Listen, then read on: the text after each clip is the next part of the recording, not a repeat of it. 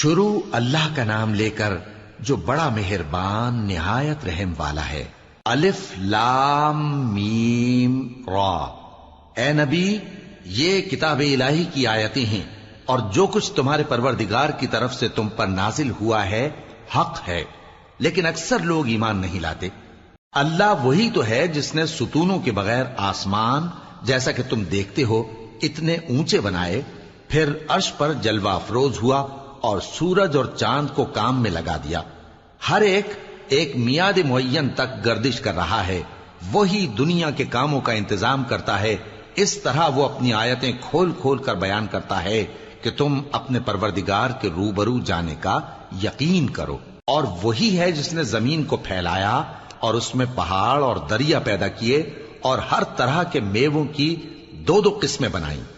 وہی رات کو دن کا لباس پہناتا ہے۔ غور کرنے والوں کے لیے اس میں بہت سی نشانیاں ہیں۔ اور زمین میں کئی طرح کے قطعات ہیں ایک دوسرے سے ملے ہوئے، اور انگور کے باغ اور کھیتی اور کھجور کے درخت۔ بعض کی بہت سی شاخیں ہیں اور بعض کی اتنی نہیں ہوتی، باوجود کہ پانی سب کو ایک ہی ملتا ہے۔ اور ہم بعض میووں کو بعض پر لذت میں فضیلت دیتی ہیں، اور اس میں سمجھنے والوں کے لیے بہت سی نشانیاں ہیں۔ اگر تم عجیب بات سننی چاہو تو کافروں کا یہ کہنا عجیب ہے کہ جب ہم مر کر مٹی ہو جائیں گے تو کیا اثر نو پیدا ہوں گے؟ یہی لوگ ہیں جو اپنے پروردگار سے منکر ہوئے ہیں، اور یہی ہیں جن کی گردنوں میں طوق ہوں گے، اور یہی اہل دوزخ ہیں کہ ہمیشہ اس میں جلتے رہیں گے۔ اور یہ لوگ بھلائی سے پہلے تم سے برائی جلدی سے مانگتے ہیں، یعنی طالب عذاب ہیں، حالانکہ ان سے پہلے عذاب واقع ہو چکے ہیں۔ اور تمہارا پروردگار لوگوں کو باوجود ان کی بے انصافیوں کے معاف کرنے والا ہے، اور بے شک تمہارا پروردگار سخت عذاب دینے والا ہے۔ اور کافر لوگ کہتے ہیں کہ اس پیغمبر پر اس کے پروردگار کی طرف سے کوئی نشانی کیوں نازل نہیں ہوئی؟ اے نبی، تم تو صرف خبردار کرنے والے ہو، اور ہر ایک قوم کے لیے رہنما ہوا کرتا ہے۔ اللہ ہی اس بچے سے واقف ہے جو عورت کے پیٹ میں ہوتا ہے، اور وہی پیٹ کے سکڑنے اور بڑھنے سے بھی واقف ہے، اور ہر چیز کا اس کے ہاں ایک اندازہ مقرر ہے۔ وہ چھپی اور ظاہر چیزوں کا جاننے والا ہے، سب سے بزرگ ہے، عالی رتبہ ہے۔ کوئی تم میں سے چپکے سے بات کہے یا پکار کر، یا رات کو کہیں چھپ جائے یا دن کی روشنی میں کھلم کھلا چلے پھرے، اللہ کے نزدیک برابر ہے۔ اس کے آگے اور پیچھے اللہ کے چوکیدار ہیں جو اللہ کے حکم سے اس کی نگرانی کرتے ہیں۔ اللہ اس نعمت کو جو کسی قوم کو حاصل ہے نہیں بدلتا جب تک کہ وہ اپنی حالت کو نہ بدلے، اور جب اللہ کسی قوم کے ساتھ برائی کا ارادہ کرتا ہے تو وہ پھر نہیں سکتی، اور اللہ کے سوا ان کا کوئی مددگار نہیں ہوتا۔ وہی تو ہے جو تم کو ڈرانے اور امید دلانے کے لیے بجلی دکھاتا اور بھاری بھاری بادل پیدا کرتا ہے، اور رعد اور فرشتے سب اس کے خوف سے اس کی تسبیح و تحمید کرتے رہتی ہیں۔ اور وہی بجلیاں بھیجتا ہے، پھر جس پر چاہتا ہے گرا بھی دیتا ہے، جبکہ وہ اللہ کے بارے میں جھگڑتی ہیں، اور وہ بڑی قوت والا ہے۔ کام کا پکارنا تو اسی کا ہے، اور جن کو یہ لوگ اس کے سوا پکارتے ہیں وہ ان کی پکار کو کسی طرح قبول نہیں کرتے، مگر اس شخص کی طرح جو اپنے دونوں ہاتھ پانی کی طرف پھیلا دے تاکہ دور ہی سے اس کے منہ تک آ پہنچے، حالانکہ وہ اس تک کبھی بھی نہیں آ سکتا۔ اور اسی طرح کافروں کی پکار بیکار ہے۔ اور جتنی مخلوقات آسمانوں اور زمین میں ہے، خوشی سے یا ناخوشی سے اللہ کے آگے سجدہ کرتی ہے، اور ان کے سائے بھی صبح و شام سجدے کرتی ہیں۔ ان سے پوچھو کہ آسمانوں اور زمین کا پروردگار کون ہے؟ تم ہی کہہ دو کہ اللہ۔ ان سے کہو کہ کیا تم نے اللہ کو چھوڑ کر ایسے لوگوں کو کارساز بنایا ہے جو خود اپنے نفع و نقصان کا بھی اختیار نہیں رکھتے؟ کہو کیا اندھا اور آنکھوں والا برابر ہیں، یا اندھیرا اور اجالا برابر ہو سکتا ہے؟ بھلا ان لوگوں نے جن کو اللہ کا شریک مقرر کیا ہے، کیا انہوں نے اللہ کسی مخلوقات پیدا کی ہے جس کے سبب ان کے لیے مخلوقات مشتبہ ہو گئی ہے؟ کہہ دو کہ اللہ ہی ہر چیز کا پیدا کرنے والا ہے، اور وہ یکتا ہے، بڑا زبردست ہے۔ اسی نے آسمان سے مے برسایا، پھر اس سے اپنے اپنے اندازے کے مطابق نالے بہہ نکلے، پھر پانی پر پھولا ہوا جھاگ آ گیا، اور جس چیز کو زیور یا کوئی اور سامان بنانے کے لیے آگ میں تپاتے ہیں اس میں بھی ایسا ہی جھاگ ہوتا ہے. اس طرح اللہ حق و باطل کی مثال بیان فرماتا ہے. سو جھاگ تو سوکھ کر زائل ہو جاتا ہے اور پانی جو لوگوں کو فائدہ پہنچاتا ہے وہ زمین میں ٹھہرا رہتا ہے. اس طرح اللہ صحیح اور غلط کی مثالیں بیان فرماتا ہے تاکہ تم سمجھو. جن لوگوں نے اللہ کے حکم کو قبول کیا ان کی حالت بہت بہتر ہوگی، اور جنہوں نے اس کو قبول نہ کیا اگر روئے زمین کے سب خزانے ان کے اختیار میں ہوں تو وہ سب کے سب اور ان کے ساتھ اتنے ہی اور نجات کے بدلے میں صرف کر ڈالیں، مگر نجات کہاں؟ ایسے لوگوں کا حساب بھی برا ہوگا اور ان کا ٹھکانہ بھی دوزخ ہے، اور وہ بری جگہ ہے.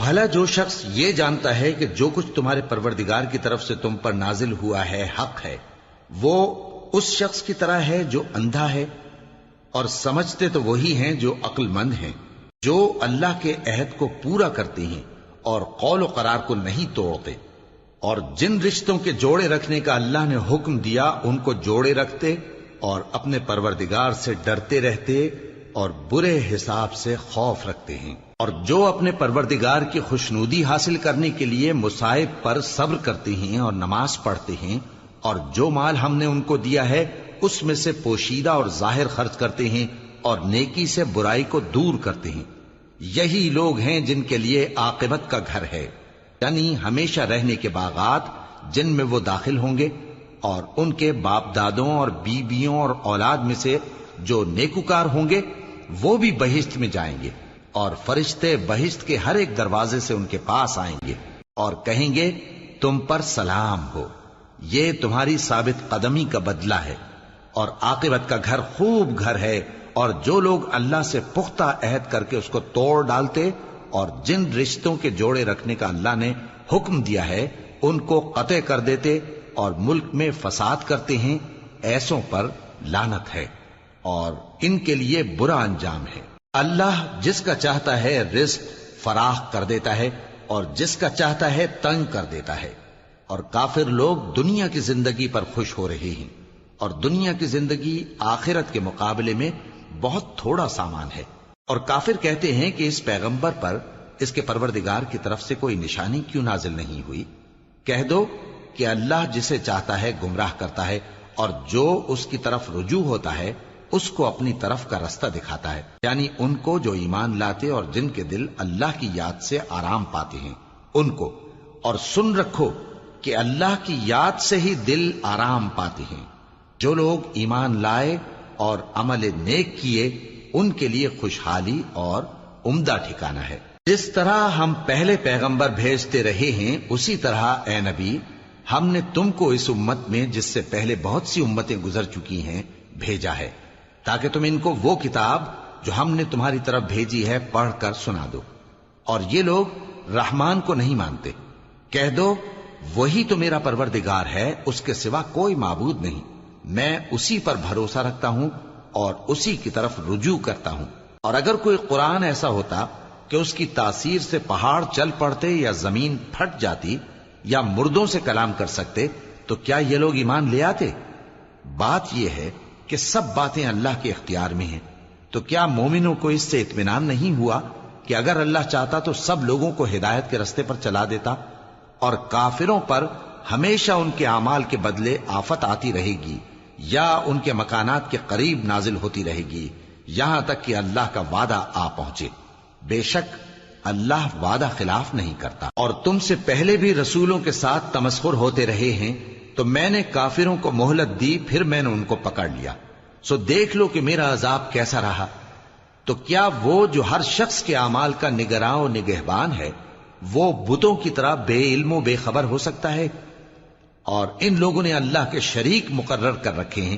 ان سے کہو کہ ذرا ان کے نام تو لو. کیا تم اسے ایسی چیزیں بتاتے ہو جو روئے زمین پر ہیں اور اسے معلوم نہیں، یا تم لوگ محض سطحی بات کی تقلید کرتے ہو؟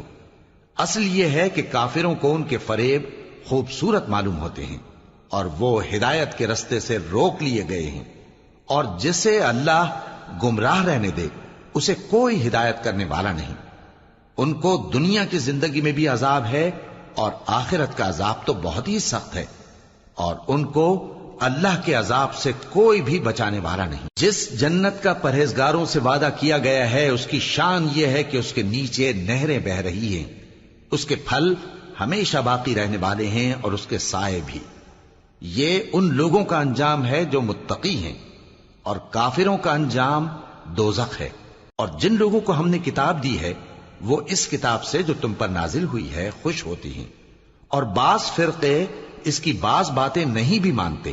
کہہ دو کہ مجھ کو یہی حکم ہوا ہے کہ اللہ ہی کی عبادت کروں اور اس کے ساتھ کسی کو شریک نہ بناؤں۔ میں اسی کی طرف بلاتا ہوں اور اسی کی طرف مجھے لوٹنا ہے۔ اور اسی طرح ہم نے اس قرآن کو عربی زبان کا فرمان بنا کر نازل کیا ہے، اور اگر تم علم آ جانے کے بعد ان لوگوں کی خواہشوں کے پیچھے چلو گے تو اللہ کے سامنے کوئی نہ تمہارا مددگار ہوگا اور نہ کوئی بچانے والا۔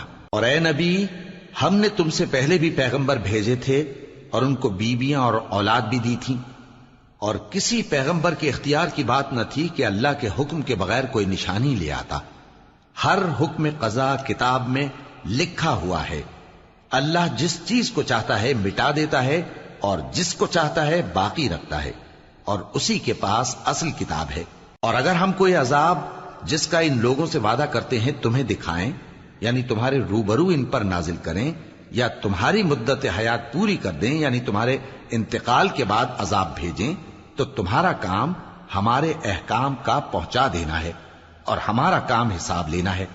کیا انہوں نے نہیں دیکھا کہ ہم زمین کو اس کے کناروں سے گھٹاتے چلے آ رہے ہیں، اور اللہ جیسا چاہتا ہے حکم کرتا ہے، کوئی اس کے حکم کا رد کرنے والا نہیں، اور وہ جلد حساب لینے والا ہے۔ جو لوگ ان سے پہلے تھے وہ بھی بہتیری تدبیریں کرتے رہے ہیں، سو تدبیر تو سب اللہ ہی کی ہوتی ہے۔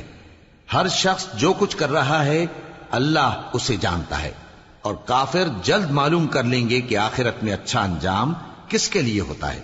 اور کافر لوگ کہتے ہیں کہ تم پیغمبر نہیں ہو۔ کہہ دو کہ میرے اور تمہارے درمیان اللہ اور وہ شخص جس کے پاس کتاب آسمانی کا علم ہے بطور گواہ کافی ہے۔